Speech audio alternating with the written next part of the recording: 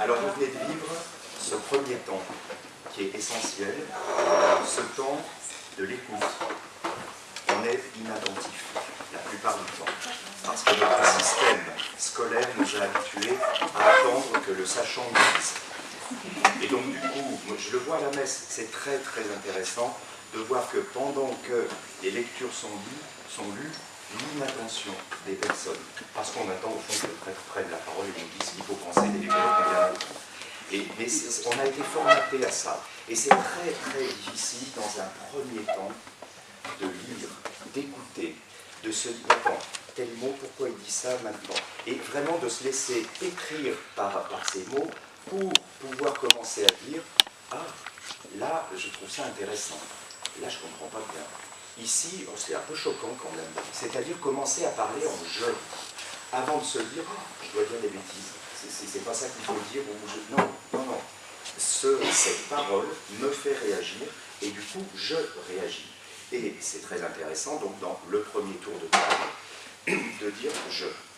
Et ce que je dis toujours, on ne part pas de ce que je n'ai pas compris. Parce que là, on revient à l'enfant qui a été formaté par le système scolaire français, c'est-à-dire, le sachant va me dire ce qu'il faut en penser.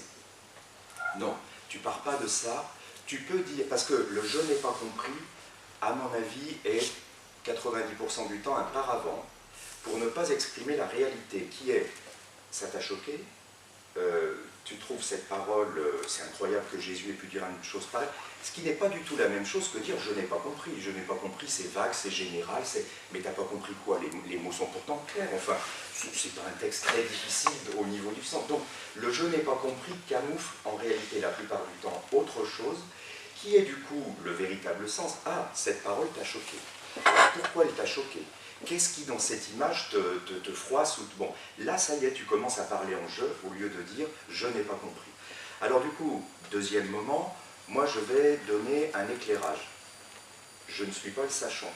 C'est-à-dire, fondamentalement, cette parabole, je vais vous dire, j'ai lu 2 pages de commentaires pour aller voir, pour être sûr que je...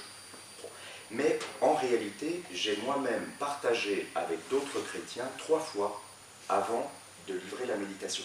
Donc, c'est en grande partie ma parole, et ma parole en éclairage avec le commentaire, les questions que j'ai entendues, les réactions sur cette parole. Je ne suis pas allé moi-même compulser 10 ou 20 sachants pour me dire, bon Éric, attention, hein, sur ce texte, dis pas de bêtises. Donc, aujourd'hui, en cet instant, je ne me présente pas comme le sachant, je vous livre l'éclairage, parce que j'ai une longueur d'avance sur vous, j'ai médité cette parole depuis 3 semaines, de manière un peu continue, je l'ai dans la tête, et du coup des choses se sont éclairées, parce que comme vous, au départ, j'avais quand même de nombreuses questions, je me disais, mais pourquoi à cet endroit-là il parle de ça? Pourquoi il y a le mot justice qui arrive? Qu'est-ce que ça vient faire, ce mot justice? Et puis j'étais parti sur des théories très générales, la prière en général, mais il ne parle pas de la prière en général, il dit des choses beaucoup plus précises. Bref, vous voyez comment, c'est pour ça que c'est important, ce partage, et de bien respecter les phases du partage, et ensuite vous allez reprendre un temps de partage en fonction de l'éclairage que j'aurais pu donner. Ce que je vais dire est beaucoup plus court que ce qu'il y a sur ces 3 feuilles, puisqu'elles seront sur le site de la paroisse, vous pouvez aller les télécharger, les lire, il y en a quelques-unes ici, voilà, donc il n'y a pas de souci. Du coup, c'est un peu plus complet, mais c'est pas ce que je... Voilà, je vais être plus court. Bon, le découpage du texte, je l'ai fait un peu volontairement, c'est pour montrer la structure, elle est assez claire, assez limpide. Il y a un verset au début qui énonce, on ne peut plus clairement et en quelques mots, de quoi il va parler à travers la parabole. Encourager les disciples dans cette nécessité de toujours prier sans se décourager. Chaque mot compte, évidemment, on se doute bien, dans cette introduction que Luc met dans la bouche de Jésus. La parabole vient, un petit commentaire de Jésus sur cette parabole, et le verset final, dont on sent bien qu'il est en résonance avec le verset d'introduction, mais le Fils de l'homme trouvera-t-il encore la foi? Donc on voit bien la structure. Alors allons à cette parabole, qui est toute petite, mais maintenant on commence à être un peu habitué, puisqu'on commence à entendre ces paraboles depuis quand même pas mal de dimanches. Une parabole, une histoire inventée pour faire choc. C'est pas une histoire inventée pour nous rassurer, pour nous brosser dans le sens du poil. Elle est là pour faire choc. Sinon, Jésus ne fait pas de parabole, il n'y a pas de raison d'en faire. C'est donc quelque chose qui doit heurter. Une parabole dont vous ressortez en vous disant « Oh, bah, c'est génial ». Ah ben, c'est qu'elle n'a sûrement pas fait son chemin en vous. Parce qu'une parabole, elle doit heurter à certains endroits, elle doit être un peu poil à gratter. Alors dans cette parabole, on a deux personnages, un juge qui ne craint pas Dieu et ne respecte pas les hommes. Dans le partage que j'ai pu faire avec des chrétiens, avant de vous le livrer ici, j'ai vu les sourires s'esquisser parce qu'on se dit, bah, ça y est, quoi, encore un bonhomme caricatural. À voir. Vous voyez bien que le propre de la parabole, c'est de ne pas s'encombrer les détails. Sinon, il fait un livre, c'est plus une parabole. Et c'est une espèce je ne sais pas comment vous dire, de commentaire, de cours. Or là, une parabole, elle n'est pas faite pour faire un cours. Elle est au contraire faite pour aller droit au but et sans livrer de détails. Un peu comme quand quelqu'un vous demande au sujet d'un autre, mais qu'est-ce que tu penses de... Et puis l'autre, un peu énervé, dit, c'est un paresseux et un mou. Vous vous doutez bien que ces deux mots ne résument pas tout de la personne, mais elles vous livrent une typologie, un type de personne, paresseux et mou. Bon, voilà, on se dit, bon, ben dis donc, c'est le jugement qu'il a sur un tel. Et au moins, ça ne s'encombre pas de détails, on se doute bien que cet homme, cette femme est autre chose que paresseux et mou, mais c'est quand même un peu la pointe. Bon, donc là, Jésus ne s'encombre pas de détails et on sent bien qu'on est devant un type, une typologie humaine. Un juge qui ne craint pas Dieu et ne respecte pas les hommes. Comment l'entendre? Moi, je vous dis comment j'ai entendu à la suite des différents partages que j'ai eus. Tout homme est en situation de juger. Et c'est comme ça que j'ai compris qu'on était devant une typologie. Ce juge, c'est chacun de nous. Nous jugeons à longueur de journée. Comment faire autrement? On vous demande quelque chose, on vous demande un avis, vous émettez des jugements. La vie est essentiellement faite d'émission de jugements, quelle que soit la nature de ces jugements. Donc, à travers l'exemple du juge, en réalité, je pense que Jésus s'adresse à l'humanité dans sa capacité d'émettre des jugements, de faire justice. Comment l'homme, l'être humain, fait justice? Alors, du coup, il ne craint pas Dieu. Comment dire de manière on ne peut plus simple que chez cet homme, Dieu n'est pas son référentiel? Il l'a éliminé du référentiel de ses jugements, ça ne fait pas partie, ce n'est pas un critère, ce n'est pas quelque chose qui entre en ligne de compte dans sa capacité de juger, d'émettre un avis, de pouvoir rendre justice. Quand vous commencez à vous mettre devant ça, vous trouvez qu'il est caricatural? C'est la condition de la majorité de nos contemporains. Aujourd'hui, je ne sais pas ce que ça a été au 19e, j'y vivais pas, mais en tout cas, aujourd'hui, le constat que je fais autour de moi, bien entendu que le référentiel Dieu est évacué de la plupart de nos jugements. Et quand je me mets à réfléchir à moi-même, au lieu de commencer à réfléchir sur les autres, je me dis, Éric, dans un certain nombre de tes jugements, de tes réflexions, de tes manières de penser, tu es sûr que tu as introduit le référentiel Dieu dans ta manière ensuite de parler d'avoir pris la décision d'avoir rendu justice dans quelque chose où... Et là je me dis, oui, un certain nombre de fois, ça ne m'encombre pas trop de mettre le référentiel Dieu de côté. Donc en fait, je pense que Jésus est en train de dire très clairement quelque chose qui concerne tout homme. Allez, sérieusement, le référentiel Dieu, il est sans arrêt dans votre manière. Alors après, on pourra poser la question, quel Dieu? Mais ce n'est pas la question ici de la parabole. On pense évidemment chez Jésus, il s'agit du Dieu qu'il révèle à l'intérieur de l'Évangile, évidemment, et que c'est le Dieu qui se révèle dans l'enseignement et l'agir de Jésus. Et du coup, que référencé à ce Dieu, quelle peut être ma justice et mon jugement sur ce monde, les gens, mon rapport à... Bon, bref. Donc on se dit, ah oui, peut-être bien quand même que nous sommes un peu tous concernés par ce premier jugement. Et deuxièmement, il ne respecte pas les hommes. Ça, c'est plus compliqué parce que beaucoup de nos contemporains se diraient humanistes. Croyons-les, mais évidemment, immédiatement, on a envie de dire, comme pour le croyant, on a envie tout de suite de dire, de quel Dieu? Et pour l'humaniste, on a envie de dire, de quel homme tu me parles? Toi qui es humaniste, tu mets l'homme au cœur de tes préoccupations. Mais de quel homme parlons-nous? Déploie-moi un tout petit peu ton idée de l'homme. Qu'est-ce que c'est que cet homme que tu as mis au centre de tes préoccupations? Parce que l'annonce est très belle, mais maintenant discutons un tout petit peu, parce que des conceptions de l'homme, il y en a un sacré paquet. Ici, personnellement, je l'ai entendu de la manière suivante, c'est-à-dire, tel qu'il est déployé dans cette toute petite parabole, on sent que chez cet homme, ce juge, l'autre, en tant qu'autre, c'est-à-dire dans ce qu'il est en train de vivre, sa peine à lui,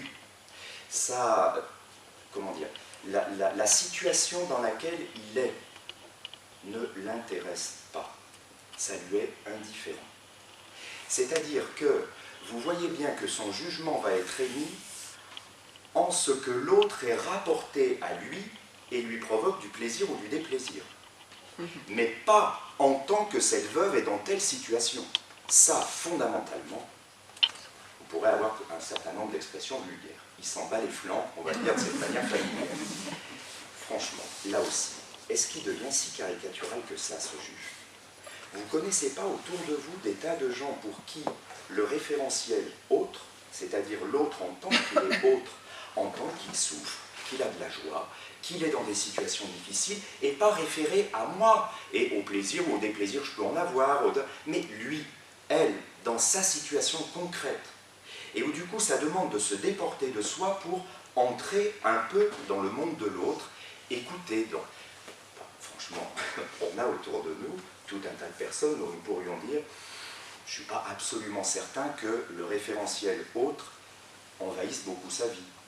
C'est quand même essentiellement tourné autour de lui, et du coup, évidemment que les autres existent, mais les autres existent en tant qu'ils sont ordonnés à lui. Et là, tout à coup, ce juge, il prend une dimension extrêmement universelle et humaine. Et on voit bien pourquoi il va être appelé le juge inique, le juge sans justice. Parce que qu'est-ce que c'est qu'une justice qui n'introduit pas l'altérité dans son jugement? D'ailleurs, vous voyez qu'en réalité, à travers ces deux expressions, l'altérité a été évacuée. Dieu, c'est fait, il ne le craint pas, quelle que soit la crainte, hein, la crainte aimante ou la crainte en tant que peur, ne parlons pas de ça, mais et puis l'autre. C'est-à-dire que l'autre, en tant qu'il me procure du plaisir ou du déplaisir, bien sûr, je dois m'en occuper, entre guillemets, mais en tant qu'il est l'autre, ça ne me concerne pas. Bon, donc je trouve qu'en réalité, dans cette parabole, mais c'est un type humain universel que Jésus nous donne. Et non seulement pour les autres, mais pour nous-mêmes. Qui d'entre nous pourrait dire qu'à longueur de journée, il est préoccupé de la situation de l'autre en tant qu'autre? Vous voyez bien à l'intérieur d'une famille, à travers le conjoint et les enfants, la difficulté déjà de pouvoir réellement se projeter dans la vie de l'autre en tant qu'il est autre, et non pas en tant qu'il me procure du plaisir ou du déplaisir à moi. Vous voyez déjà l'effort que ça demande de sortir de soi, de s'intéresser à ce que l'autre vit, et du coup, de sortir. Alors, on voit du coup comment, ici, à travers cela, c'est bien une réflexion à laquelle Jésus nous invite qui peut devenir assez vertigineuse, puisqu'on pourrait même dire qu'aujourd'hui, d'une certaine manière, on est plongé dans un monde où, à mon sens, l'idéologie dominante, qui est, on va dire aujourd'hui, le libéralisme économique dans lequel nous sommes, c'est l'idéologie qui nous formate, nous dit que l'homme est essentiellement un intérêt égoïste qu'il préserve, et que du coup, parler de gratuité est une espèce de douce illusion de la part d'idéalistes ou de gens qui ont peur de voir cette réalité, mais entendez-le, pas au sens moralisateur, égoïste, c'est-à-dire tourné fondamentalement vers moi. Et donc notre société n'est jamais que, comment dire, l'assemblage plus ou moins harmonieux de l'intérêt des défenses de chacun. C'est l'idéologie dans laquelle nous sommes absolument baignés, dans laquelle c'est vraiment le liquide amniotique dans lequel nous nageons, nous flottons. Et nous voyons toutes les tensions qu'il crée. C'est-à-dire qu'on voit bien que cette idéologie ne cesse de faire de plus en plus de décalés, de personnes à la périphérie. Elle a pour elle cette idéologie qu'elle ne s'annonce pas, elle arrive masquée et cachée. Alors que les idéologies dures, comme l'était le communisme soviétique, le nazisme, on les voyait. Et j'allais dire d'une certaine manière comme l'Église. C'est une idéologie dure, elle annonce la couleur. Et du coup, on voit très vite si on peut être d'accord ou non. Le libéralisme ne vous dit pas ça. Officiellement, vous avez toute liberté de croire si vous voulez croire, mais vous avez toute liberté. Au-delà de cette liberté, il y a un formatage sans précédent en réalité, parce qu'il y a derrière tout ça une conception de l'homme extrêmement claire, qui est athée. Parce que ça vous fait plaisir d'aller chanter des alléluia, des machins, enfin, On est bien d'accord, hein, la réalité, c'est la réalité économique ici, aujourd'hui et maintenant. Ce que le pape a dit avec ses mots à lui, quand la bourse recule de 0,4%, c'est au niveau international, tout le monde en parle, c'est affreux, c'est l'horreur. En revanche, quand il y a quelques milliers de personnes aux portes, voire centaines de milliers, ça ne crée pas, on n'a pas l'impression qu'il y a un choc émotionnel très important. Donc, j'allais dire, on est au cœur de cela, on est au cœur de cette idéologie qui nous dit, mais au fond, moi j'ai envie de dire, un contemporain devant cette parabole pourrait dire, et alors, le principal, c'est que la justice soit rendue à cette veuve. Et c'est bien ce qui arrive. C'est-à-dire qu'au fond, partant d'une motivation égoïste, on est bien d'accord, ce juge veut juste être débarrassé de l'empoisonnement que cette veuve importune provoque dans sa vie, mais au fond, il a rendu justice. Donc ben voilà, c'est comme ça que le monde tourne. Vous voyez quand même, elle peut aller très très loin cette parabole si on y réfléchit. Et de dire, est-ce que nous adhérons à ça? Est-ce que fondamentalement nous croyons à ça? Ou est-ce que nous avons donné foi, et on va arriver au dernier verset, à cette idée que non, il y a en l'homme autre chose que la défense de son intérêt égoïste et plus ou moins bien compris, qui est l'idéologie dans laquelle nous baignons. Et qu'il y a quelque chose en l'homme qui est de l'ordre d'une gratuité, sans nous faire la vision d'un homme idéal, bisounours, c'est pas du tout, mais de dire, ça c'est quand même en l'homme. Et lorsque nous allons toucher ça en l'homme, nous touchons quelque chose qui est de l'ordre du meilleur en lui et qui donne sens à sa vie, alors que le reste est un sens à très court terme. Et très vite, le mur est à 2,50 m. Alors que l'autre déploie un sens qui va beaucoup plus loin. Vous voyez, on est sur une balance en disant de quel côté on bascule, qu'est-ce que c'est notre idée de l'homme, notre vision de l'homme. De l'autre côté, une veuve, là aussi, elle est un type humain. La veuve, c'est la précarité dans le monde de Jésus, c'est une personne en grande précarité, c'est donc une personne qui n'a pas le luxe de passer outre sa demande et de dire, bon, bah tant pis, on va passer ça par perte et profit. Non, non, elle n'a pas de luxe. Sans doute que la justice dont elle demande qu'elle lui soit rendue, c'est vital pour elle. C'est-à-dire que sans qu'on lui rende cette justice, elle est en très très grande précarité. Alors là aussi, vous vous dites, ce personnage parle à tout le monde. Qui n'a pas été soit la veuve importune, c'est-à-dire à tel ou tel moment de sa vie, dans quelque chose où on a dit, on s'est dit, enfin moi je le dis pour moi parce que j'ai eu à le vivre, je ne peux pas laisser passer ça. Parce que si je laisse passer ça, alors, mais qui suis-je? Je ne pourrai plus me regarder devant une glace. Et on va jusqu'au bout pour que justice nous soit faite, nous soit rendue. Du bout des lèvres, de manière aigre, mais on obtient la justice qu'on avait demandée et on a les preuves que ça a été fait et que l'autre a reconnu de mauvaise grâce du bout des lèvres, mais que oui, non, c'était quand même très injuste ce qui a été fait. Donc on a tous été la veuve importune qui à un moment a dit je ne lâcherai pas. Parce que là, il y va de l'enjeu de ma propre personne, du respect de moi-même, de cette capacité à dire mais enfin c'est pas possible, là, il faut que j'existe. Donc que ce soit financièrement, psychologiquement, dans le boulot, on a tous eu à passer un jour ou l'autre par cette épreuve d'être la veuve importune qui va assommer le monde pour arriver à ce que justice lui soit faite. Bon. A l'inverse, on a tous eu la veuve importune, alors quelle qu'elle soit. Un gamin qui vous tanne en tout tirant en pantalon, papa, je veux le main. Oui, bon. On a tous eu la veuve importune, c'est-à-dire la personne qui ne vous lâche pas. Et on a envie de dire bon. Et on a tous été le juge unique qui s'est débarrassé de la veuve importune, c'est-à-dire qui n'a pas fait justice, qui a simplement consenti à ce qui était demandé, mais de mauvaise grâce, du bout des lèvres, et sans qu'aucune justice soit faite, c'est-à-dire sans tenir compte de la réalité de la demande, qui n'est pas forcément d'accéder à la demande, parce que parfois justice est au contraire de dire non, là ça ne sera pas possible, et expliquer pourquoi, mais ça ne sera pas possible, et je ne céderai pas. Bon. Et on voit bien que du coup, dans ce basculement, vous voyez, il y a des types quand même là de personnages. Alors, pour finir, du coup, qu'est-ce que cette parabole me dit avec les dernières paroles de Jésus sur la prière relative à la demande, puisqu'il s'agit bien de demander. D'abord, première chose, rappelez évidemment que la prière n'est pas que la demande, et ça on le sait tous. La prière, fort heureusement, est louange, est contemplation, et écoute de la parole et se nourrir. Bref, la prière a des tas de dimensions, mais elle est aussi demande. D'ailleurs, dans la langue française, que dit-on? Écoute, je te prie de me donner. Bon, le mot même dit bien qu'une demande est une prière. Je prie l'autre de me... Bon. Alors, quand on est donc sur cette prière très spécifique, la demande, du coup, moi, cette parabole me dit quelques points qui me semblent importants. Je ne dis pas que ça répond à toutes les questions, loin de là. D'abord, elle est non seulement légitime, mais nécessaire, me dit Jésus. Ah. Ça veut dire que c'est pas si simple de demander. Qui d'entre nous ne s'est pas senti humilié parce qu'il avait à demander? Et quand c'est une demande qui relève du vital, on n'emmène pas large. Donc, il y a quelque chose qui répugne en nous à demander, parce que nous aimerions quelque part montrer que nous n'attendons rien de personne, que nous sommes autonomes dans notre vie, indépendants, et que bon. Et venir voir l'autre et lui dire, tu sais, j'ai besoin de ça. Est-ce que tu pourrais m'aider? C'est s'avouer en dépendance. C'est-à-dire s'avouer dans le statut de l'aveugle. Qui a envie de se trouver dans cette situation? Vous voyez comment Jésus, à mon avis, dit quelque chose de très important pour la vie spirituelle dans la relation à Dieu.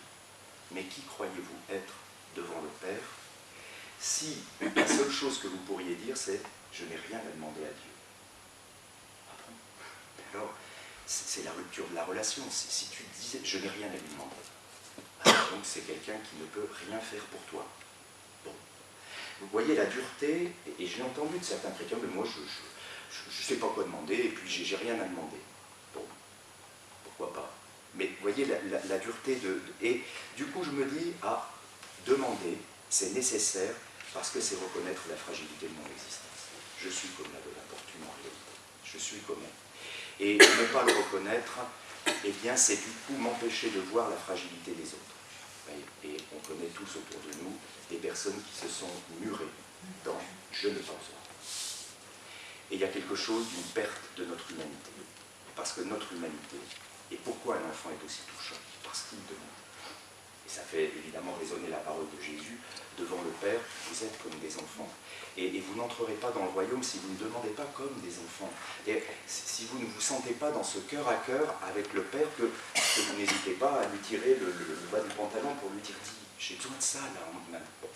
Donc, premier point, c'est non seulement légitime mais nécessaire. Deuxième point, la prière de demande, elle m'oblige à formuler ma demande. Alors ça c'est très important, la veuve la formule, rends-moi justice contre mon adversaire. Elle a formulé sa demande. C'est très important. Vous savez tous que quelqu'un qui n'a pas encore réussi à formuler sa demande, c'est que quelque chose n'est pas clair encore en lui. C'est une des premières choses qu'on apprend, enfin, que j'ai appris à un séminariste quand il commence à recevoir des personnes. « Oh, j'ai rencontré madame, monsieur machin, elle m'a dit que, et puis alors bon, qu'est-ce qu'on pourrait faire? Est-ce qu'elle t'a demandé quelque chose? Non, mais alors, est-ce qu'elle t'a demandé ou est-ce qu'il t'a demandé quelque chose? Non. Alors, elle ou il est venu porter sa plainte. Elle ou il avait sans doute besoin d'être écouté. Bravo, tu as été là. Mais elle ne t'a pas demandé explicitement quelque chose de clair. Tu n'as pas à t'agiter de ton côté. Tant qu'une demande n'a pas été faite, c'est que la personne en son cœur, d'abord ne se sent pas en capacité d'avoir à reconnaître qu'elle a besoin de telle personne et que du coup elle lui demande quelque chose. Bon, ben voilà. Et puis ensuite la demande, dès lors qu'elle est formulée clairement, alors tu peux dire, ah, mais attendez, vous me demandez ça, mais alors est-ce que vous pensez, et là à partir de ce moment-là, on peut faire évidemment évoluer la demande, c'est-à-dire que on peut donc, comment dire, on peut cette demande être pédagogique avec elle, c'est-à-dire faire creuser la demande. Est-ce que vous pensez que c'est bien de ça dont vous avez besoin? Et du coup, la personne, on peut la faire évoluer dans sa demande. Et bien, on est de même avec Dieu. Si je ne lui demande pas, c'est que peut-être je n'ai pas réussi à formuler au fond de mon désir de quoi j'ai besoin. Et parfois, c'est pas si simple en réalité, quand on creuse au fond de soi pour une demande essentielle. De quoi j'ai besoin, Seigneur? Et là, vous voyez que la prière de demande vous oblige à plonger au fond de vous-même et de dire effectivement quel est mon besoin. La prière est incessante, ça c'est saint Augustin. Dès lors que mon désir est devant Dieu, ma vie est devant Dieu, que je l'ai mis en dialogue avec Dieu, alors ma prière est incessante, parce que je ne cesse pas de désirer. Et donc évidemment, prier incessamment, c'est pas s'enfermer dans une église jour et nuit. On voit bien, c'est-à-dire mettez votre vie sous le regard de Dieu. Et du coup, votre vie est prière, votre désir est prière. Vous savez que quelque part, et d'ailleurs dans la journée, il nous arrive de dialoguer intérieurement. Oh Seigneur, quand même, tu te rends compte, Donc on se surprend à ce dialogue au cours de la journée, parce qu'effectivement, ça y est, le dialogue est entré dans notre vie, et que du coup, d'une certaine manière, notre prière est incessante. À quel Dieu j'adresse ma prière? Alors ça, c'est très important. Au juge unique, c'est-à-dire à un grand Manitou là-haut qui pourrait ne pas me donner ce que je demande. Alors là, on a envie de dire, c'est la prière païenne. C'est-à-dire que dans la conception païenne de Dieu, Dieu est une espèce de force dont on ne sait pas trop comment la contrôler, on lui fait des sacrifices, et puis on espère qu'il va être de notre côté. Le christianisme renverse complètement cette conception et dit non, Dieu est Père, il sait ce dont tu as besoin. Alors vous voyez toute la difficulté de sortir du Dieu païen inconnu et auquel on fait des sacrifices pour que, et d'entrer dans la confiance, dans le rapport au Dieu qui est Père. Et du coup, j'en arrive à toute la difficulté de la prière, c'est que la prière est un ajustement, peu à peu, à ce Dieu que je ne cesse de découvrir et qui se dévoile dans les évangiles.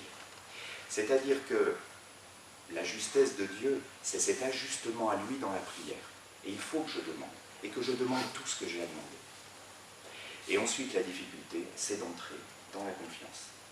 Et vous voyez, du coup, il n'y a rien de contradictoire en Jésus quand il dit « ne rabâchez pas », comme les païens. Parce que là, ce n'est pas une prière, c'est vous rabâchez quelque chose qui... Alors que, si c'est votre désir, qu'avec confiance vous livrez au Père en disant « mais regarde, là, le désarroi dans lequel je suis, ou bien cette personne, mais je ne peux plus la voir souffrir de cette manière. » Là, vous êtes dans l'attitude du fils, de la fille qui parle au Père et qui lui dit « fais quelque chose ». Et après, entrer dans le mouvement de confiance. C'est la difficulté de la prière chrétienne, elle est là. C'est de dire, je parle au Père, et du coup, évidemment, la prière est une épreuve. Et Jésus le dit dans ses paroles, priez sans vous décourager. C'est donc bien que le découragement peut être à l'horizon de ce chemin de la prière. Sinon, il n'emploierait pas ce mot. Et donc, le découragement, c'est bien... Alors vous verrez la première lecture excellente, là, moi j'aime beaucoup cette image de Moïse qui lève les bras, et il baisse les bras. C'est une image de la prière, c'est-à-dire, je lève les bras, je suis dans... J'obtiens rien, il n'y a rien qui se passe, il n'y a rien qui... Mais il y a quelqu'un là-haut, il y a quelqu'un qui m'écoute, il y a bon... Et les bras se baissent. Et du coup, l'autre geste merveilleux, c'est que Aaron et Our viennent lui reprendre les bras. J'ai besoin des autres. Je ne peux pas tout seul tenir les bras en l'air.